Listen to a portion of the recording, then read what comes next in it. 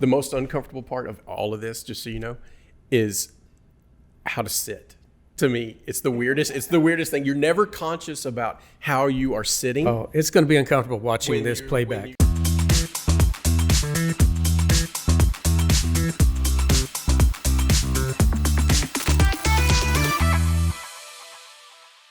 Welcome to our inaugural episode of Building Cyber Safe Communities, our kickoff in Cybersecurity Awareness Month of our new cyber podcast. We're excited to be here, and what better time to start than October 1st, the beginning of Cybersecurity Awareness Month. Right, Mike? Yeah. Remember when that first started? No, I don't. 2001. No, 2004. 21 years they've been doing this. 21 years. Yeah. We did a series last year with Texas DIR where we did a webinar each week to talk about cybersecurity.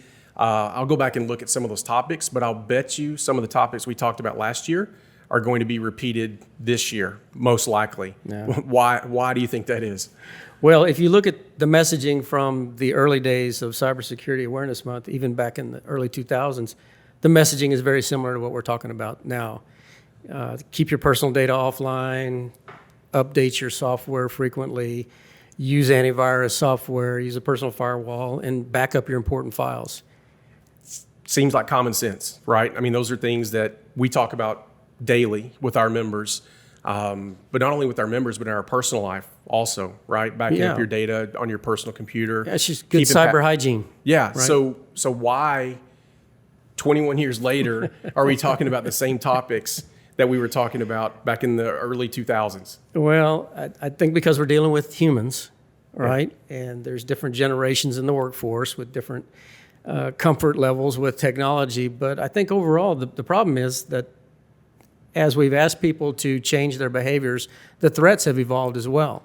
The passwords I use now are much more difficult to remember and to compromise compared to the password I used in 2004.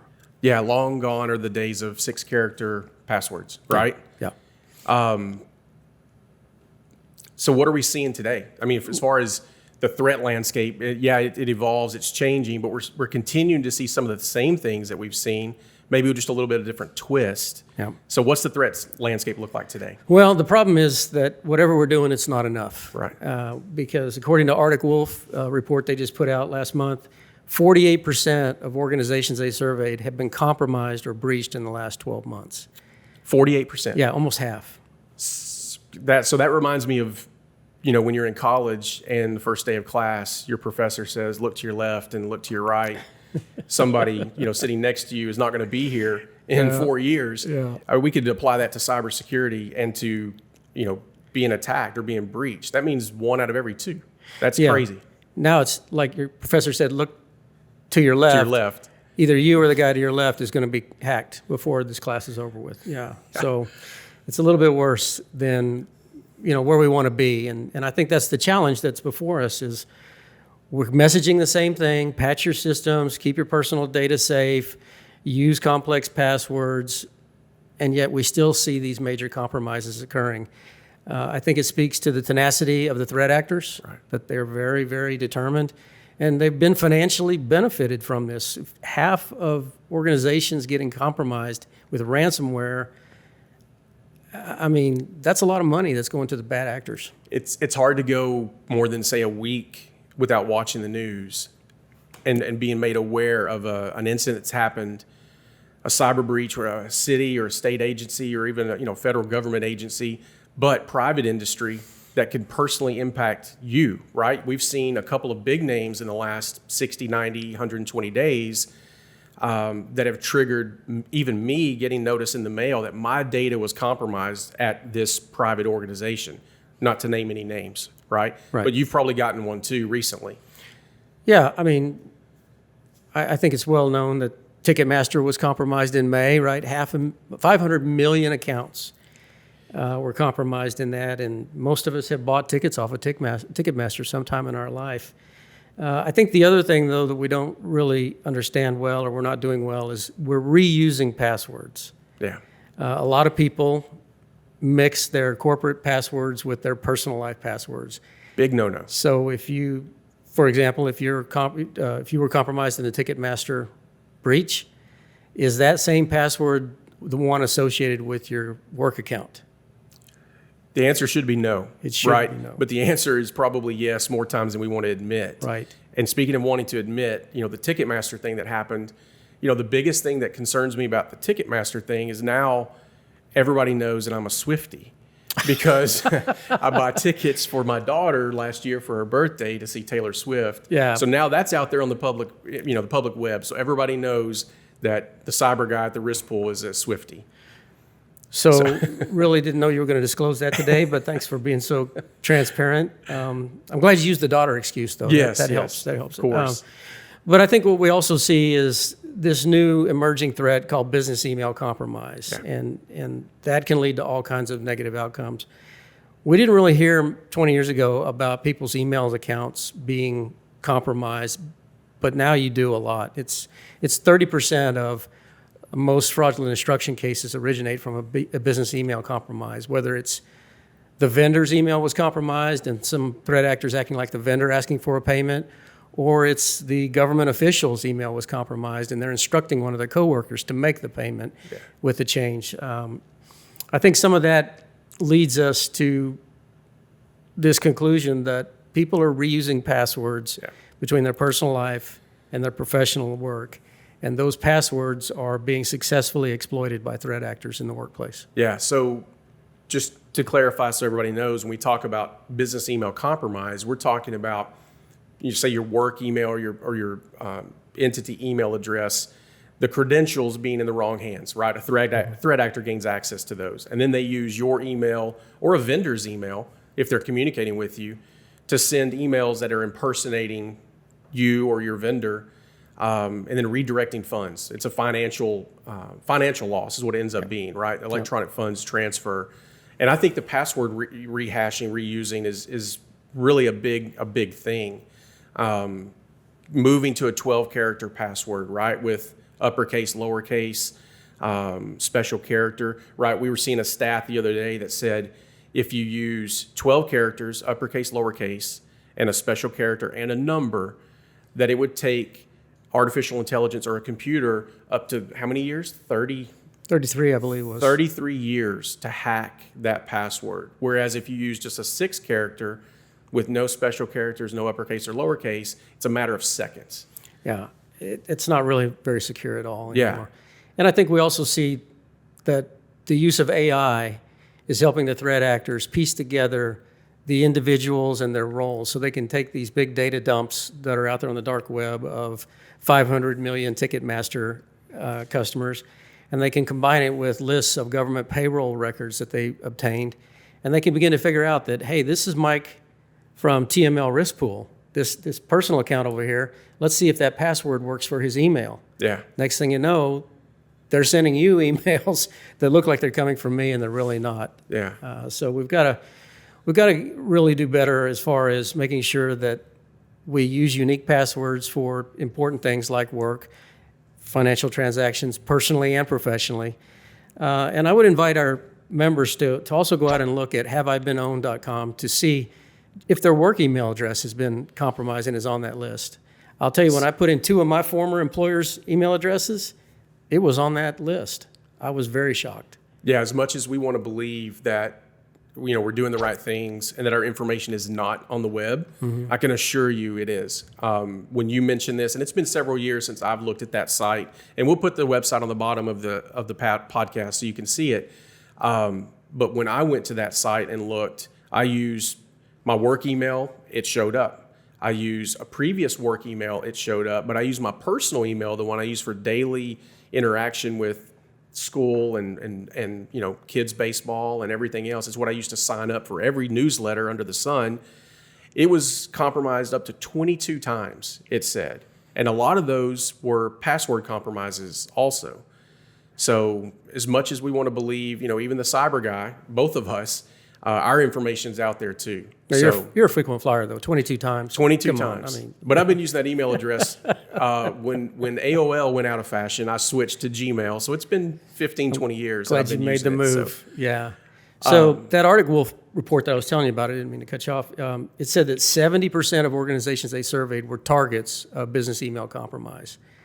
And again, I don't believe this is anything we were talking about 5 or 10 years ago, but now it seems to be the big path vector. And I'll go ahead and get on my soapbox about the number one way to remedy most of this is with multi-factor authentication.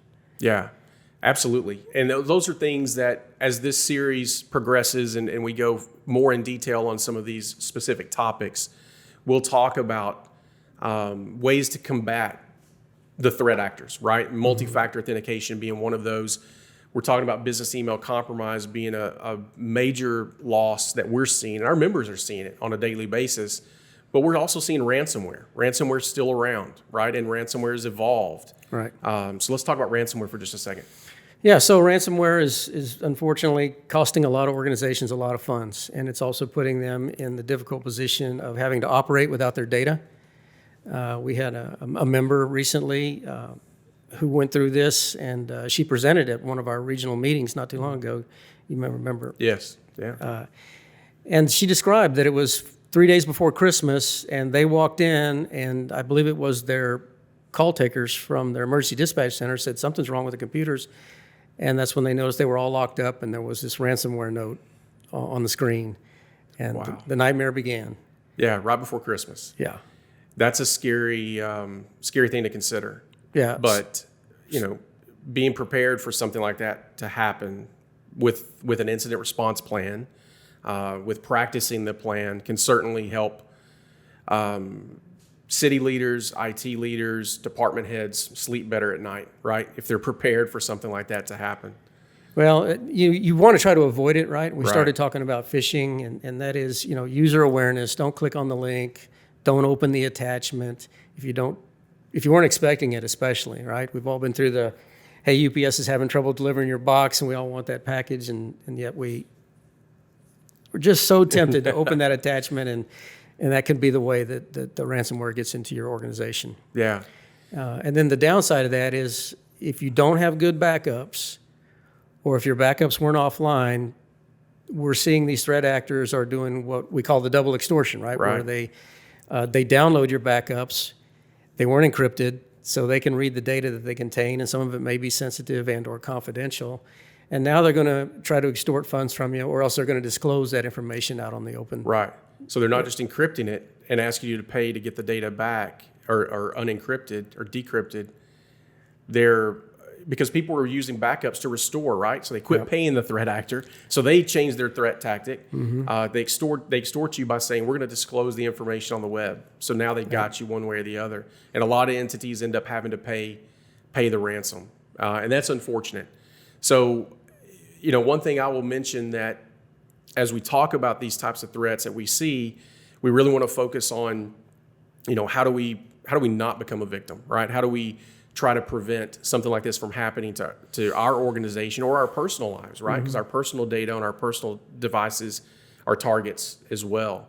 So I always like to talk about, the three-legged stool. What are the three areas of cybersecurity? It's people, processes, and technology, right? Those are the three things that hold up the stool.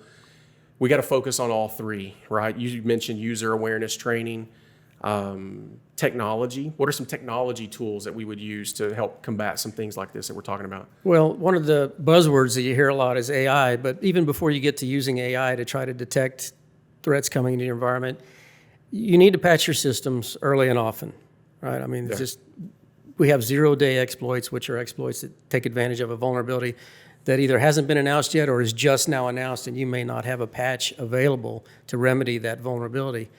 And then back to your earlier point about what can we be doing, we need to have an incident response plan. We need to think, what if it happens to us, because we've already talked about almost half of organizations surveyed said they had been breached. We need to have a plan of action. We need to have good backups that are off-site and encrypted so that the bad guys can't see the data and use it to extort more funds from us. And then the last thing I say is we need to really make sure that we have MFA enabled. Yeah. MFA, multi-factor authentication, has saved so many of our members, as you know, from a huge loss that it doesn't mean you won't get compromised, but it sure takes you off of that low-hanging fruit category. Yeah. It makes it more difficult. We know a real world example of that, right? We just had a member that talked to us recently that said there were several attempts to gain access to some of their user accounts, but multi-factor authentication blocked them. Right. As a matter of fact, Microsoft has a statistic that is just mind-boggling to me, but it says up to 99% less likely to suffer a data breach if multi-factor authentication is enabled. That's a significant statistic. It's kind of hard to wrap your head around. You don't get 99.9 much in life. So, Yeah. this is the landscape we're facing right now. Our members are dealing with this risk every day, and we've got to get our practices and our people up to speed so that we can avoid some of these bad outcomes that are happening to others. Yeah.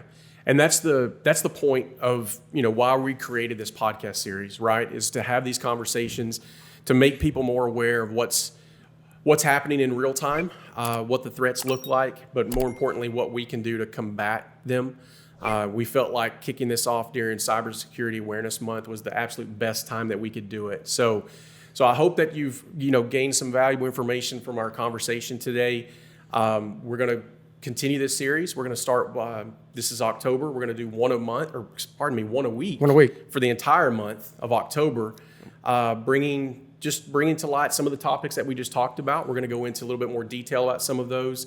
Talk specifically about losses and things that we've seen that our members are experiencing, and especially talk about ways that we can build our defenses and our responses to those types of things to help us try to not to become the next victim.